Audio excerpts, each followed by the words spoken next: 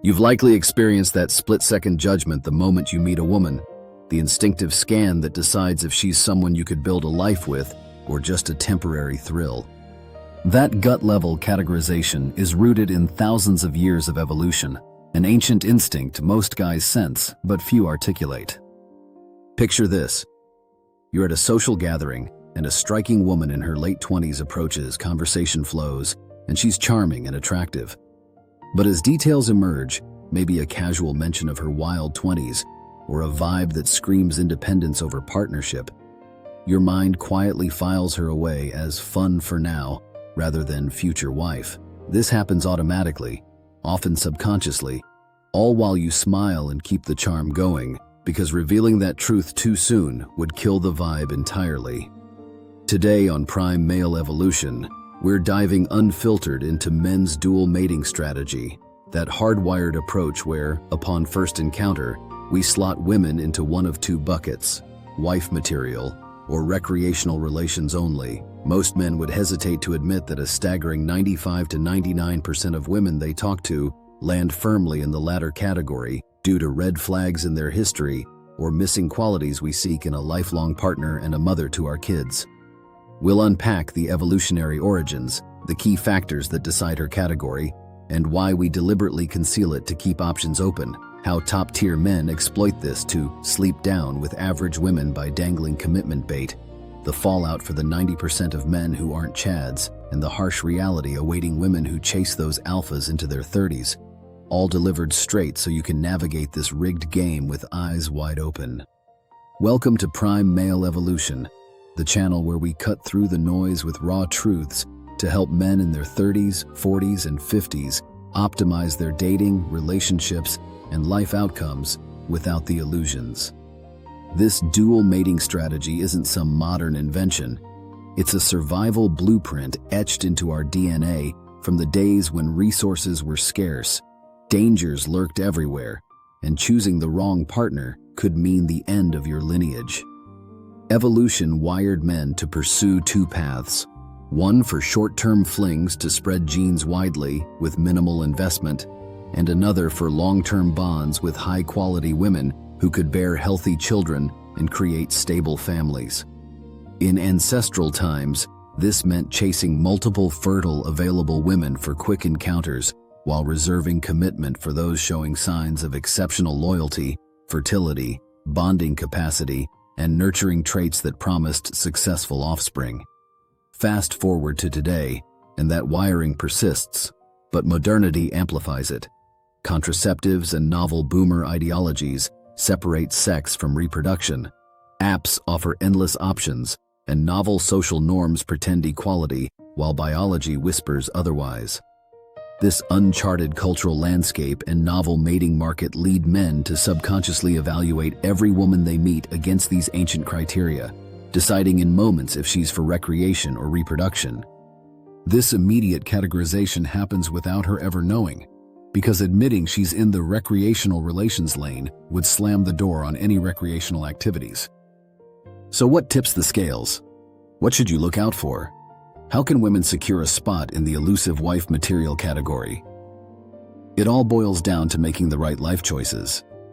Let's break down the determining factors that land her in one category or the other, starting with the rare wife material bucket, qualities that signal she's a keeper for building something lasting. Men look for purity in its broadest sense: youthfulness, low or zero body count, demureness, innocence, femininity, loyalty, and a touch of naivety that suggests she's unscarred by the world, her pair bonding ability intact and ready to lock onto you exclusively.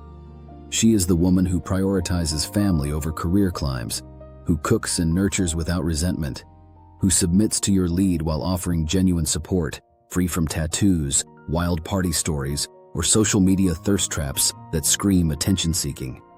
Evolutionary roots run deep here. Men seek these traits because they promise faithful motherhood, minimizing the risk of raising another man's child. And in a world of uncertainty, that stability is gold. Today, it's the 19-year-old nanny with no exes, no stamps in her passport, no Instagram fame, who's more appealing than the 28-year-old exec with a trail of partners. The former feels like untapped potential, a blank slate for your legacy, while the latter carries baggage, trauma, friction, risk of infidelity, risk of relationship instability, complications, and lack of peace. On the recreational side, where 95% end up, we often see red flags like a high body count, combative attitude, excessive independence, visible signs of past wildness, tattoos, piercings, dyed hair, and an army of male friends. Behaviors like heavy drinking, constant travel, or orbiting men signal that she's not someone you should commit to. These women trigger short-term desire, but long-term dismissal, as men sense instability, eroded bonding capacity from repeated hookups, and a higher risk of drama or divorce. Now, why do men hide which category she's in? It is a simple strategy. Revealing she's recreational only early kills the fun, turning her off or sparking defensiveness that ends things before they start. So we play it cool, stringing her along with ambiguous signals to keep the short-term benefits flowing while scouting for true wife material elsewhere. This deception isn't malice, it's practicality in a market where honesty gets punished. Tell her she's not the one and watch her bolt or weaponize it against you, so men nod along, enjoy the ride, and exit when convenient, all while she wonders why he won't commit. High-value men, the top 5 to 10% with looks, status, and game, exploit this masterfully, sleeping down with average women by dangling relationship bait. The bait can be FOMO from their pre-selected life, status cues like a luxury lifestyle or social proof, genetic fitness signals through fitness and charm. These top 5% men are gaslighting women into thinking commitment is just around the corner, stringing along multiple women at once, because why settle when the apps deliver endless novelty? These chads effectively monopolize the modern mating pool, using evolutionary hacks like pre-selection, showing off other women's interest, to lure women who overlook the red flags. Each of the women is hoping to win him, only to get pumped and dumped, leaving emotional wreckage that hardens them for the next round. Over time, this is what leads to high body counts, and women accusing all men of being emotionally unavailable, players, cheaters, etc., when in reality, they are only experiencing the chads. Average bottom 80% men don't even exist to them. For the 90% of men who are average or slightly above average in mate value, this creates a nightmare landscape. Chads hoover up the attention, gaslighting women into chasing unattainable men while normal men get scraps or silence. Solid traits such as stability, loyalty, and provision get ignored in favor of primal thrill, hijacked anxious attachment wiring, and the dream of securing a high-status man. The dating market warps into brutal famine for most guys, breeding resentment, MGTOW retreats, or desperate simping as we compete for leftovers from women jaded by chad rotations. After being with a certain number of chads, average women's standards get inflated to impossible levels, where a normal man seems boring or beneath them. Women pay too, spending their fertile 20s on serial flings with top men who string them along. They hit their late 20s or 30s with dulled bonding abilities, a history that repels quality partners, and a ticking biological clock. These women often end up alone, childless, or settling for men they're not genuinely attracted to, wondering where the good men went while ignoring how their own choices chased them away. But here's the empowerment.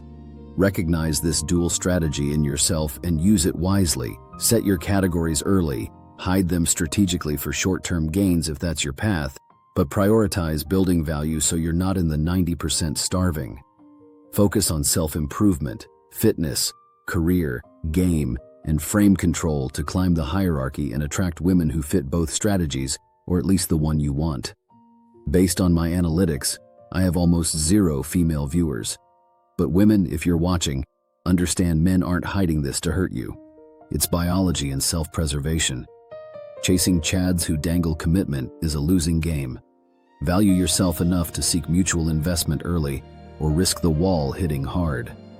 This knowledge arms you to play smarter, avoid traps, and build the life you deserve with men who are actually on your level in terms of mate value. If this exposed the game for you, smash like, comment, what's one red flag that instantly puts her in recreational only for you? Subscribe with notifications, We drop raw PME truths every Thursday. You're not playing their game, you're mastering it. This is prime male evolution. You're in your prime. Own it.